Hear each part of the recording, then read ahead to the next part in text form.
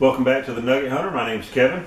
And this is Pace. We are so excited to jump in to all things your mindset, how you learned to break through the bitch voice. I feel like we've kind of harped on it, but why not harp on it more, because it's really hard to silence it. That's the key to overcoming a lot of struggles in life, I think, is overcoming the bitch voice and activating your warrior voice. So yeah, let's talk about it. Yeah. When did you realize that your emotions could no longer be your compass in life, that you couldn't depend on those emotions to drive you? You know, when I was a kid, I had horrible dyslexia, and I had a speech impediment, which both of those things made, I believe, plus, come from a broken home. My parents were divorced. I had a lot of anger issues. So I believe I was driven by emotion as a kid. But I believe once I got a little older, still as a youth, I learned how to break away from let my emotions control me as much, but when it really clicked for me, when the emotions, I think, like I've said before, the way that God created men versus women are a little different, that we work out of our logical side of our brain more than our emotional side. But so I think once I became a young adult is when that happened, but I really couldn't tell you when that shift happened. Yeah. What do you think that, I know we personally have talked about how you were considered a bully at a young age, and you shifted that. Was that part of that mindset shift? That was definitely part of it. So I was a bully at a young age. I think I was bullied a lot at a young age. The bully became the bully. Yeah, I believe so, because of my speech impediment, and because of, back in the day it was different than the way it is now. But I mean, like my older brother and a buddy of mine's older brother, we used to run the neighborhood together. I mean, we were aliens. We used to sneak out at 12 o'clock at night and be running the streets for, till 2-3 hours in the middle of the night, rolling people's houses, egging cars. We were considered latchkey kids. We didn't, You grew up with a single mother that worked a lot, that had to, provide. My dad, he did what he was supposed to do, and some, I'm sure, but we were little hellions. And my brother and his brother used to bet to see who could win in a fight, and we just get on the side of the yard and fight, And so when I was in Florida growing up, under my mom's roof, I don't think I was a bully, but I was a fighter. Mm-hmm. We always fought. I mean, somebody... Like, that was fun? Well, it was our brothers kind of putting us against people, and I don't want to say it was fun, it was just part of who we were. We were just fighters, we were little aliens. Gotcha. But then when I moved to my dad's, I had a male role model in my life at that point constantly, so that was at 12, 13 years old, and I went to a new school. As a matter of fact, this particular kid became one of my very good friends, Jerry Strawder. But I was in the 5th grade, and I was always brought up never to hit a girl. Well, we're out on the playground. I'm trying to make friends. I'm not trying to be a bully. I wasn't a bully at this time. I was just a fighter, So I'm trying to make friends, but Jerry ended up pushing a girl down, maybe hitting her, one of the two. But he did something that he shouldn't have, and he was a big kid. Like he's a bigger kid than I was, and I was a pretty big kid, and he was a bully. And then when I went over there, and he started, the first couple of days of being in a new school, new town, everything, and went over there and confronted him, and he tried to, bully me or whatever just because of his size and everything, and I beat him up on the playground. And then everybody was, oh my God, and I think that may have went to my head, being a new kid, and I got the reputation of taking a bully down, and then I guess it just went to my head, whatever, and then I started becoming a bully, because now I'm the big kid on campus, but so then fast forward, me and a buddy of mine, Mac Abel, we went to a summer school, Chattanooga, Tennessee. We went to a boarding summer school, and while we were there, we had a counselor that would distribute punishment for things that the punishment didn't equal the crime, you know. And so anyways, we were supposed to be in everybody's supposed to be in the room, lights out, whatever. And we had this kid, I can't remember his name, but he had an afro about this big, and we all lived in a dormitory, and he shaved his head. So everybody was like running around the hall trying to see it and stuff. So I mean, everybody wanted to see what it looked like, you know, what he looked like without this big afro. So I'm like, what is this commotion? Well, this counselor had already hollered out that, you know, it was time to be in your room, lights out. Well, I peeked my head out the door, and he gave me some type of ridiculous punishment, like I was going to be grounded to the dorm room for the weekend, where we were going to go to like a fun park or something. That every weekend you did something fun, and I just went ballistic. I was trying to get after him. I was going to do everything in my power to beat the stew out of this guy. And you know, he's probably a 20-something-year-old guy, and I'm probably 16. Well, another counselor there, I can't remember his name either. I'm horrible with names, but he ended up getting it where me and Mac, we could go with him to his church and then go fishing afterwards with him to give us a little piece of home, because we were just a couple redneck boys, and a lot of these kids in this summer school were more ritzy boys, and I don't know, it just we didn't fit real well with them, but he could just tell we were missing a piece of home. So started going to church some with him. As a matter of fact, Jerry Strawder and his family is the family that really introduced me to Jesus. When we were growing up and we became good friends and spend the night at each other's house, his parents would always make us go to church if we spend the night at his house on Saturday. So we would have to go to church on Sunday, and so they introduced me. But then this counselor, that night that I was all mad, and before we went, you know, with him, but we went walking, he had to get me out because I black out almost when I get to a certain anger level when I was younger, and it's like there's no stopping me, like I was just a madman. So through that walk, and he just let it out. So I'm just like screaming and yelling and all this stuff, and it just really broke something in me. And when I came back from summer school, I was no longer a bully. That counselor helped me break something inside of me that I was going to be a force for good instead of a force for evil, a force for bad, you know. So that's kind of when I forget which. So you almost had like a picture, like the first guy being like the bitch voice, and then the second guy being the warrior voice. He like kind of like, you know, he didn't mean to be necessarily. He was probably just doing his job and probably had a little bit of a power trip. And then, you know, but then there was the other guy that probably was a little bit older, that knew a little bit more, and just used his counseling for good versus a power trip. Well, yeah, and when you were just saying that, what's funny is I thought you were talking about the two guys that lived inside of me. You know what I mean? That's really what I thought. You know, the first guy, my bully state, that was me not knowing any different, just taking advantage of what I knew, and then I learned that there was a different way of living, and that's what this counselor taught me, was there's a different way to go about this.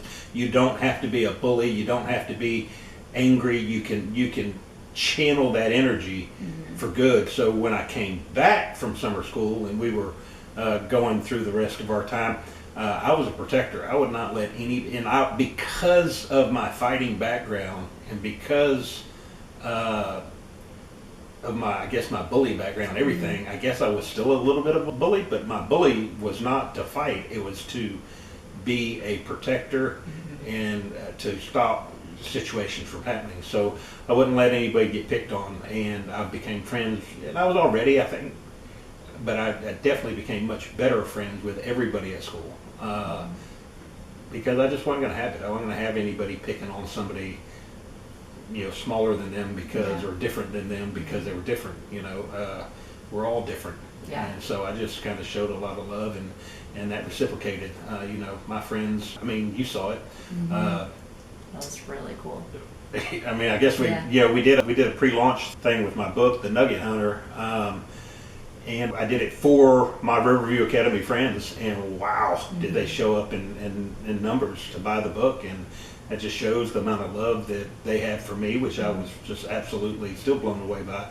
But in the love I have for them, it's just it was a great experience. We were a small school, but there was over like 100 comments. We got so many book orders. Yeah. It was extreme. Like I don't think I was like coming up with names like in the orders, and I was like, do you know this person? Like I had never heard of like half these people, and that's just because life happens. But like I was just stunned to see all these names pop up. it was cool. It was amazing. Yeah, absolutely. But I think that is because I became a protector. Yeah. And You changed the script. yeah, I flipped the script in my own how I was going to be as a person. Yeah, I love that. So Can you tell me a little bit more about, the season, learning that you were in training to be a better person, to, and that may be right now that you're training to go into the next season that God has for you, but I think oftentimes we look at every season we're in, it seems it's like, this feels like a punishment, like there's always something not good about it. And so, oftentimes people can be like, God, I can't wait till I get to the next season. But that's not life. No, like every season is going to be challenging at some level. yeah, it is. This, all I can say is this season of my life, I'm learning so much through my prayer time, through reading the Bible, through listening to Christian music, just everything that I'm feeding myself. I'm learning so much about. It's God's timing. It's God's timing. It's never wrong. It's always right. He's never let me down before. Ever let me down. Did it go the way I wanted to? No, but did I, going through it and then looking back, did I survive it, and did I learn a lot of stuff from it? Am I thankful? Yes, I'm thankful for everything that's gone on in my life, good and bad, because it's built me into the person I am today. This is going to sound weird, but when I say everything, my dad passed away, and that is one of the things that put me into a depression. I am thankful for that. One, my dad is in heaven with Jesus. He was saved at a late age. We were able to minister to him at a late age. And then he just dove head first. And when he was faced with the reality of this is going to be eternal, when he got cancer and he knew that he was going to be passing away, he started getting his affairs in order and everything. But the whole thing is that looking back, I'm still thankful. We are all going to perish one day, but to know that my dad is in heaven with Jesus, and to know that was a very, very difficult time in life. I wouldn't be who I am today if I didn't go through those struggles. So, do you think he was a nugget hunter? Would you consider him that? Oh yeah, I would definitely think Dad was a nugget hunter. Dad also had dyslexia. Also didn't go to college. I didn't go to college. I didn't go to college.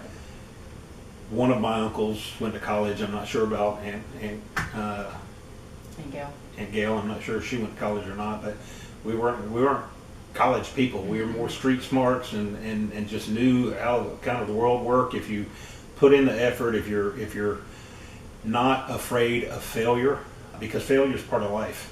And if you try to avoid failure your entire life, you're never going to really do much with your life.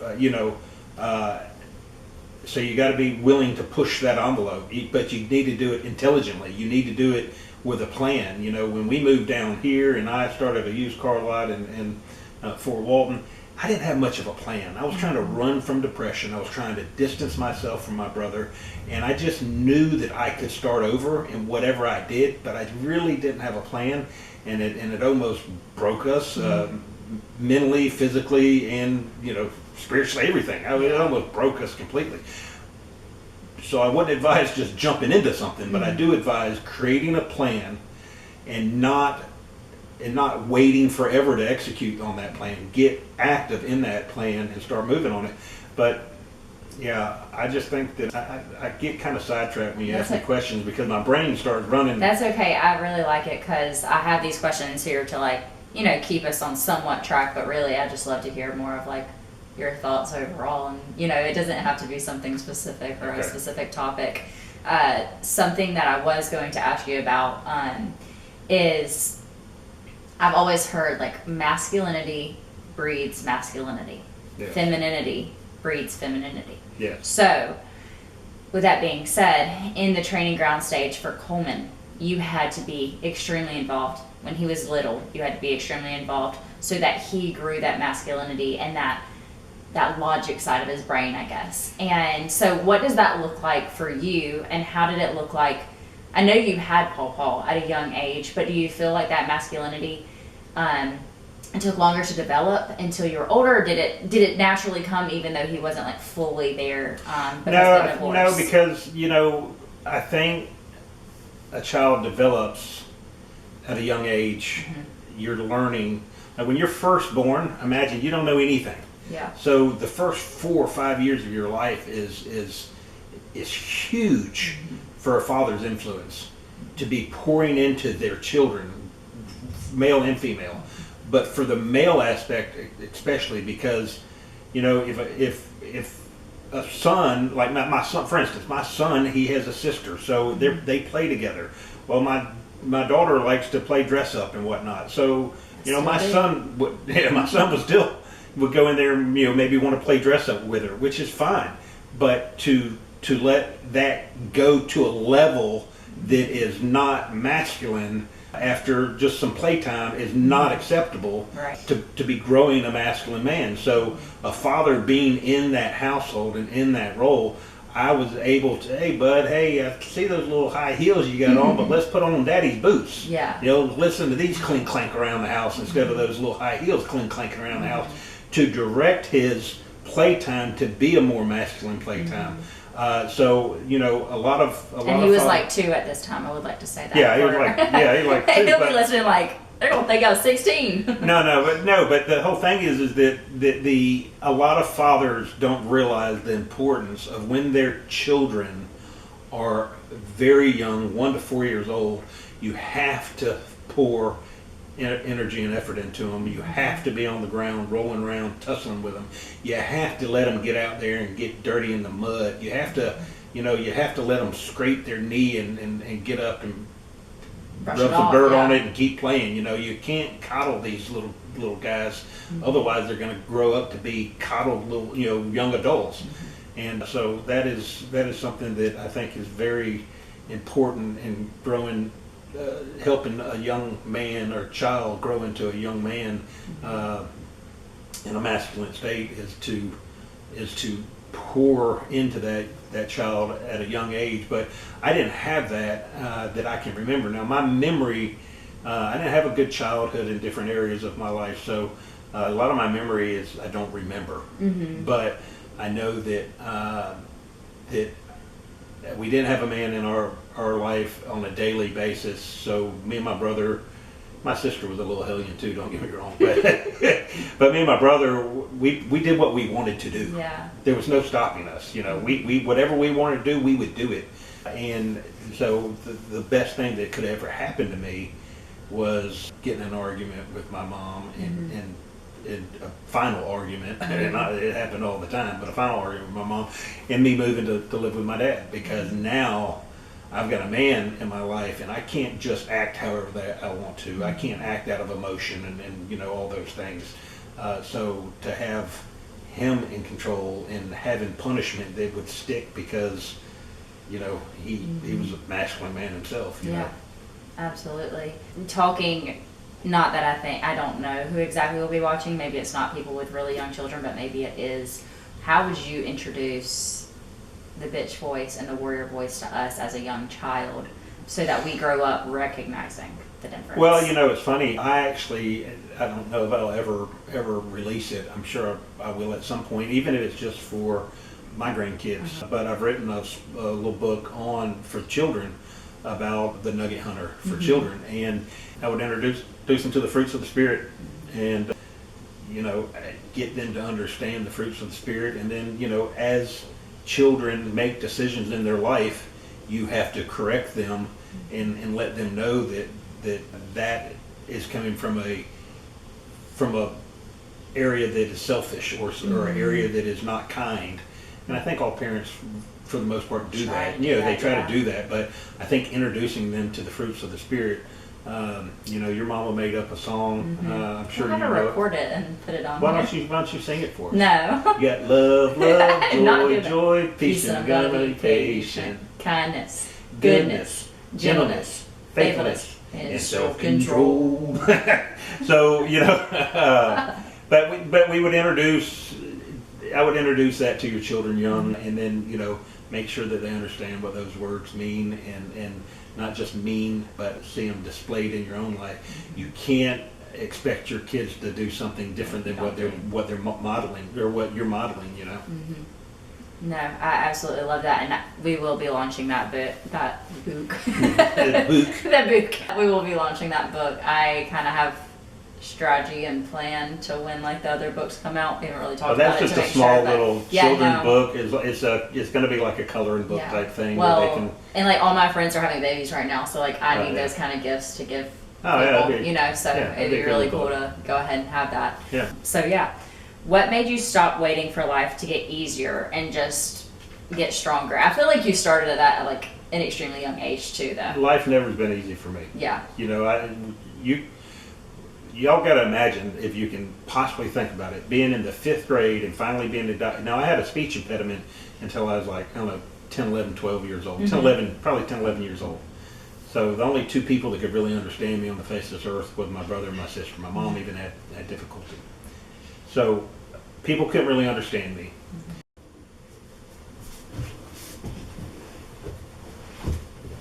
Okay. Coming up in a school system that wasn't designed to teach somebody like me.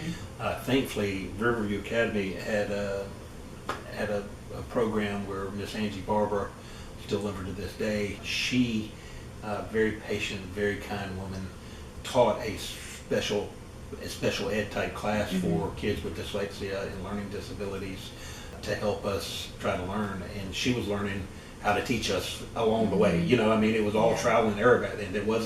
There was not the amount of stuff that there is out there today to help. Yeah, there's a friend of mine that her daughter goes to a dyslexic school for a few years so that she can be set up to succeed in the best way possible. Yeah, I don't know what they use today, but I know Miss Barber, she had a kiddie pool in her room with sand in it, and I had to sit there and write my alphabet with my fingertip in the sand, so I could feel the A, I could feel the B, and so anyways, so life had always been hard for me. And then you get out of high school, reading below 1st grade reading level, the options for employment is not large. I looked into possibly, in our small town of Albany, Georgia, Bell South. I knew a lot of people's uncles and stuff that worked at Bell South. And I thought, hey man, I can go maybe do this. This was before Google and stuff, so I couldn't read a map because I couldn't read very well. And tell us the story. Can you real quick tell us the story about the map? You were going somewhere and you ended up, this is hilarious, but we lived, it was a small school, and I played baseball basically just so I could get out of school. And I was a big supporter of athletics as far as rah-rah stuff, so I somehow convinced the coaches to let me drive my 4Runner to the baseball games and not have to ride the bus. So I had to ride there by myself, but I would follow the bus, and we were in Albany and we drove to Macon, and we did our baseball game and stuff, and then time to leave, well, they allowed my buddy Shelton Murdoch to ride with me. So Shelton's like, I'm going to follow the bus. I go, no, I know exactly how to get home. I have no clue. So he's like, I know how to get there. So we're riding down the interstate, and then this girl drives up beside us, and he's flirting with her, and I'm flirting with her, and she would get ahead of us, and we would get ahead of her, and we keep going. And this is before cell phones and all that crap, guys. So we sit there rock and rolling. I feel like I'm on the, and then Shelton falls asleep. Or maybe no. What happened was he fell asleep, and then after he woke up, this girl comes up, and we're flirting with her, driving. You know how you do sometimes when in the car, just playing around. Well, we pull up to her. We're like, hey, how much farther until the exit to such and such highway? And she's like, that was back that way about 80 miles ago. We were almost in Savannah, Georgia. Oh. Macon's here, Albany's here, Savannah's way over here. So by the time we turned around, or by the time we turned to get gas, the sign was literally Savannah, Georgia, 30 miles down this way or something. I was like, oh my gosh. We pull off to a little town to get get some little gas station, and we had to buy a map. Well, I had no clue how to buy a map. Thank God Shelton was there, although he is the one that said he knew how to get us home. But we scrounged together enough money to put $5 in the dang gas tank, which back then was a decent amount of gas. But it wasn't enough. You know what I'm saying? It's like you'd much rather had $10 and you would have felt fine, but $5 was what we had, and then we had to scrape up about probably $1.50 for a map. And we ended up having to take back roads and finally get home. But God Almighty, that was rough. Oh my gosh, that cracks me up. I have dyslexia as well, but I got help at a really young age, and so I don't struggle with it as much, but I definitely have the brain of a dyslexic, and so I want to talk a little bit about that. But I want to go back to my friend's daughter. It's so funny to me because she found out that she's dyslexic. And I've always said since she was 2 years old that we had a connection like no other. Like we'll sit there and we'll talk about life. She's 10 now, and we'll talk about life, and she just has this wisdom about her that's it's so sweet and it's so beautiful. And I swear it's because her brain works differently. I believe so. The way I try to describe, my brain never shuts down. Mm-hmm. I'm always solving. Things are always being created. So this is not something that you actually visualize while you're doing it, but this is kind of how your brain works as a dyslexic. Is when we're trying to spell a word, and the reason why our brains work so fast, and the reason why I can, in a previous podcast I spoke about, there can be 10 of us in a circle having a heated conversation, and I can put myself in everybody's position, everybody's shoes, and I can figure out the right income for everybody. Not that anybody would accept that income, because if it's not theirs, they don't agree with it. Mm-hmm. But I can see the position from everybody's point of view. And the reason why our brains work so fast, because when we try to spell a word, so think about an alphabet soup, and it's all floating around, and you have to pull out a T in this alphabet soup while it's floating around.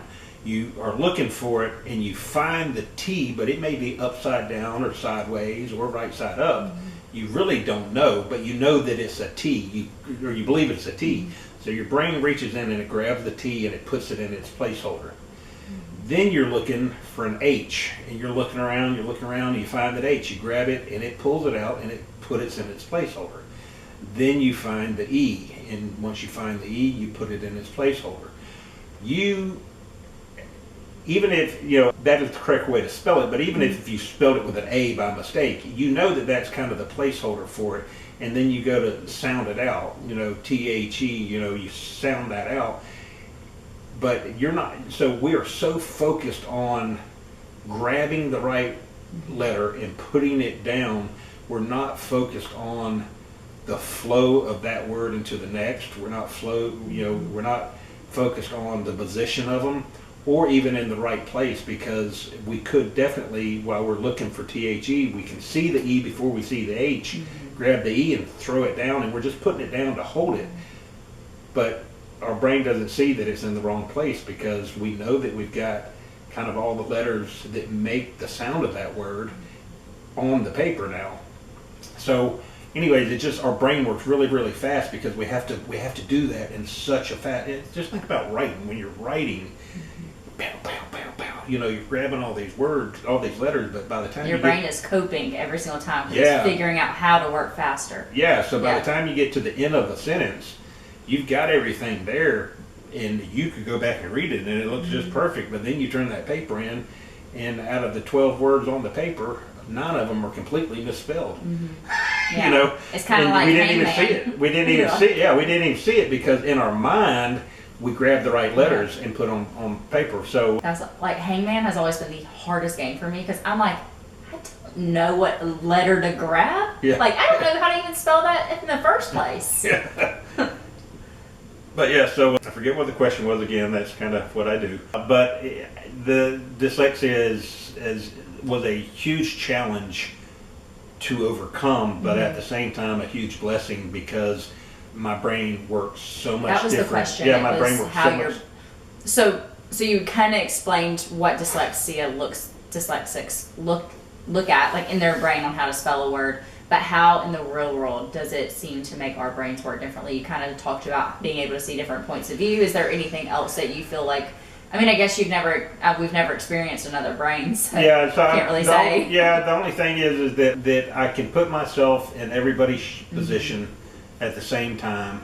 I'm 3 steps ahead of everybody else, typically in an argument or in a discussion, because I've already dissected your point of view coming at me, and I'm from 3 different points of views that you could possibly create in your mind. I've already looked at all 3 of those and come up with a rebuttal to that. So it's just not fair for people to argue with me at all. They're not going to win because my brain works so incredibly fast. I think it's also like problem solving is something that you have to learn at a super young age with dyslexia. So yeah, you are constantly solving problems. So, when you have that at a young age, if you learn to embrace it and not see it as a handicap, but you see it as a blessing, now you roll around and you get into business and you come across a problem, you just have an answer for it. It's boom, let's do this, and let's go. I don't dwell on things. I just know they need to be handled, and I try not to dwell on them. I just get it done, and I move to the next thing. And do you feel like your brain multitasks, or do you feel like your brain is like a one thing and then the next? Well, I feel like I do much better. I don't believe multitasking is really a good thing at all, because I think what you're doing is you're not really putting all the energy into one area to really focus in on. But I feel like that, kind of like a computer, a computer is doing something here, but in the background it's doing something else that you don't even realize it's doing, so you can do what you're doing here on the computer. So I feel like that I may be doing this, but in the background of my brain something else is going on, because I'm always thinking of other things while I'm in this task. But that is kind of where I find my peace, is while I'm doing a task, I'm thinking of other things that I need to be working on. Like the book, The Nugget Hunter. I had no plans of writing a book. I was dead asleep, and God woke me up to start writing a book. Yeah. And I didn't even know that it was going to be a book. He just wanted me to write thoughts down. How does that happen? I mean, I know that everybody, I'm not just saying dyslexics wake up in the middle of the night, but your brain's always computing, always working. So for a dyslexic, we've learned how to tap into that, where somebody that's not dyslexic maybe doesn't know how to tap into that as much, or know how to use that as a gift instead of a hindrance, because the gift part of it is that I've recognized that, okay, I need to get this on paper. I need to get this in my notes. I need to hit this out real quick. Then I go back to sleep. 9 times out of 10, I'm going back to sleep, because it was just something that I had to do a download, get it on paper. And, I may never even use that again, but it's kind of like that's my nugget sitting in my notes. For when it's ready. For whenever I need it. And that's just kind of how I operate. I love that. Let's see. How did your perspective flip when you stopped blaming others and... Oh, wait, let me redo that. Okay. So along that, how did you stop blaming others or circumstances that happened in your life? I don't think we've even necessarily, I don't see you blaming, I was about to say, I was going anyone. to let you get to this. I don't blame anybody. I blame myself for every single decision, every single choice, everything is on me. Yeah. I don't blame anyone. Even as a child. I did not blame. Now what I did do is I held on to things that angered me. So I was an angry child. I was angry, and that's why fighting was a good thing for me, because it let out a lot of energy. But I was an angry child because of my speech impediment and things. I don't remember ever at a young age ever blaming or whatever. I was just angry. Yeah. And you didn't know another circumstance, so. Yeah. So and then you fast forward. I I've never blamed anybody for anything. What was that? The power went out. Yeah, the power went out. There's a bad storm coming in, I believe. So. Yeah. So last second Okay. out. Let's see. Hang on one second. Make sure this is still going. Yeah, this is still going. Maybe I think the it just power. Maybe it's flashed. just there. Yeah. Maybe. So, anyways, I've never blamed anybody. I am. It's everything that I've ever done in my life, negative or positive, has come through my mind, through my hands, through my actions. So there's never no blame. I didn't. But I knew that, but wanted to because I think a lot of people do blame. Yeah, but what I will say is that when bad things happen to you from somebody else's doing, it is hard to let that go. Mm-hmm. So like for instance, me and my brother, after my dad died, me and my brother had some things going on in our life, business and personal wise, that he was doing to me that I didn't blame anybody, but he was being, his thought process was not holy and pure. Mm-hmm. His thought process was not the betterment for all. His thought process was, I guess, I don't know, was for him. Mm-hmm. His selfishness, his ego, his narcissism. That's all I can think of. That's but for me, sitting on the other side, that I know that I have never done anything intentionally to do any wrong by anybody as an adult. When I was a kid, I was a bully, and that's why I always say as an adult, I've never ever done anything intentionally to hurt anybody or do wrong by anybody. So for somebody to do that to me, it just blows my mind. It blows my mind that people think like that. But the decisions I made because of how he was treating me is not on him, that's on me. And I was done dealing with it. I am somebody that will give you the shirt off his back. Shirt off your back. Yeah, I'm somebody that will give the shirt off my back 10 times over until I'm done. Until I'm done getting walked on, until I'm done being treated a certain way, until I'm done recognizing that you don't have pure intentions, that you are out for yourself or for your own ego or for your 100%, just you. Once I figure that out, I am done. I'm done. So. And I think that's good boundary setting. I don't think a lot of people know how to create boundaries, and I think that's part of the training process of life is just learning when a boundary needs to be set or when a boundary may be too much, and that's a little. Yeah, well, my much. problem is, and I will say my problem is that I will cut you off, and I'll cut you off from the root, because I don't need, and I don't say this ugly, I don't say this, but I don't need anybody in my life but my family and Jesus Christ. Anybody else, they get to come along the ride with me if they want to be my friend, but if they show signs or tendencies of not being the right type of person, cut. I don't have a lot of friends because I'm not somebody that's going to put up with unnecessary drama, unnecessary anything in my life, because life is too difficult as it is.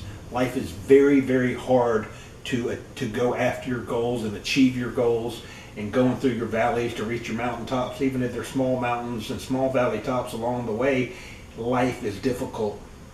We all have struggles, and the last thing I'm going to allow is somebody else to get into my area and disrupt that because of their traumas in life, because of their issues in life. So I don't have a lot of friends because of that. I've got close friends, I've got friends, but I don't have anybody, not many people in my inner circle. Those that I thought were kind of in my inner circle proved not to be many times, and when they're not, boop, out of the way. You're not stopping me, especially since I've learned how to dream again. Especially, you want to try to shit on my dreams, because I went 8 years without having a dream. My dream was to kill myself for 8 years. My dream was to materialize that, and it was so close to that. So when I got on the other side of that, then I got to the point where Andy Frisella tapped in with the warrior voice and the bitch voice, and I started utilizing that method of controlling my thought processes and being a force for good and thinking through my warrior voice. And then anybody that's going to try to come in and disrupt where I'm headed, I'm not going to let I will walk right over you, right past you, right through you. You're not going to stop me from achieving my kingdom purpose, period. I think the disciples were probably very similar when Jesus walked this earth. It was kind of like a cut. Once you wake up to the fact that Jesus is Lord and Jesus is King, and that you tap into the fact that there's two voices in your head, that you have to learn how to squash one and make the other one rise up. And once you learn all that stuff and you learn those tactics and those tactics of squashing the bitch voice and raising the warrior voice up, you know that there's no way to go back to that other life. There's no way to let that bitch voice creep in again. And the fact that bitch voice almost took my life, that's just something that I cannot allow negativity in my life. It will not be tolerated. And I'm a hard friend to be friends with. I'll be the first one to tell you, because I want to talk about positivity. I want to talk about motivational stuff. I want to talk about Jesus. I want to see if I can help you. I want to try to rise you up. I want to get you out of your funk thought process. A lot of people don't want that. A lot of people are not ready for that. A lot of people just want to be NPC, the NPCs of NPC of their life, the non-playable character. That is a video game term that I hear the kids use. So that's when you're on a video game. There might be a character that has no purpose other than walking back and forth on the sidewalk, and you can shoot him or run over him or whatever, and he gets back up and he's just walking back and forth on the sidewalk. He has no real purpose in life. He's just going through life with no real purpose other than, I'm going to work to pay the bills. I'm going to work to pay, you have to snap out of that. You have to see that you are created in God's image. You are created to create. So you are supposed to be out there figuring out what your purpose is here on this earth and then trying to execute that purpose. And it's so much more than just paying bills. It is so much more than going to a dead-end job.